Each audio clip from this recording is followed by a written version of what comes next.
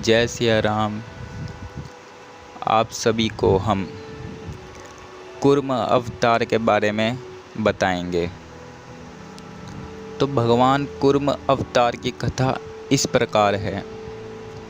एक बार दुर्वासा ऋषि ने इंद्रदेव को माला दी। अब वो माला इसलिए दी थी क्योंकि इंद्रदेव किसी राक्षस को पराजित कर आए थे। तो ऋषि मुनियों की सहायता करने के कारण दुर्वासा ऋषि ने इंद्रदेव को वो माला दी। लेकिन उस माला को इंद्रदेव ने अपने वाहन को दे दिया, उस गज को इंद्रावत कहते हैं। तो वो माला इंद्र के वाहन के कदमों के नीचे आ गई। दुर्वासा ऋषि ने जब अपनी माला का ऐसा अपमान देखा तो उन्होंने इंद्रदेव को श्राप दिया कि तेरा सभी वैभव नष्ट हो जाएगा, तेरे पास कुछ भी नहीं रहेगा, देवताओं के पास भी और तेरे पास भी। तो सबकी सब शक्तियां देवताओं की चली गई। तो इसका उपाय देवताओं ने भगवान विष्णु से पूछा।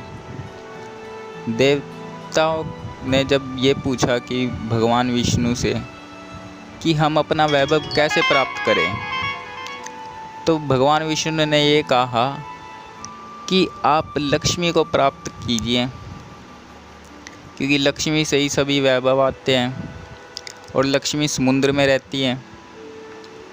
तो आप समुद्र मंथन कीजिए। समुद्र मंथन से आपको अपना वैभव वापसी मिल जाएगा, क्योंकि समुद्र मंथन से काफ़ी दिव्य रत्न बाहर आएंगे। तो देवताओं ने असुरों को भी इस काम के लिए राजी किया। अब सब चले समुद्र मंथन करने। अब समुद्र मंथन करने के लिए एक बहुत बड़ा पर्वत की आवश्यकता थी। तो गरुड़ जी ने मंदरांचल पर्वत को उठाया और समुद्र में रख दिया। और वासुकी नाग, जो भगवान शिव के गले में विराजित रहते हैं, वे मंदरांचल पर्वत के इर्द गिर्द लिपट कर मंदरांचल पर्वत को हिला के समुद्र मंथन का कार्य शुरू किया। अब उस पर्वत के घर्षण के कारण पृथ्वी पाताल की ओर घिसकने लगी।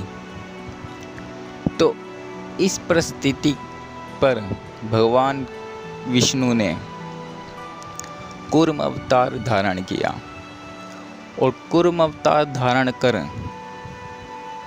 मंदरांचल पर्वत को अपनी पीठ पर रखा।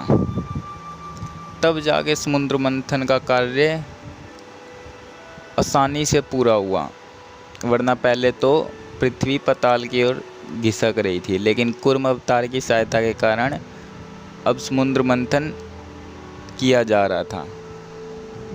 तो जब समुद्र मंथन हुआ, देवताओं को उनका वैभव फिर से प्राप्त हुआ, क्योंकि समुद्र मंथन से अमृत भी निकला था और अमृत पी के देवता अमर हो गए।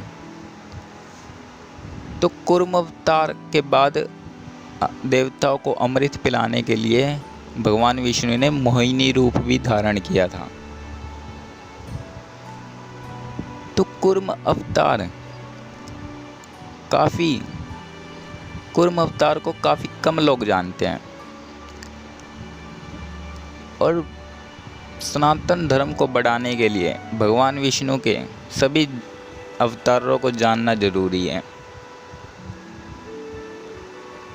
नरसिंह पुराण में कूर्म अवतार को विष्णु का द्वितीय अवतार कहा गया है।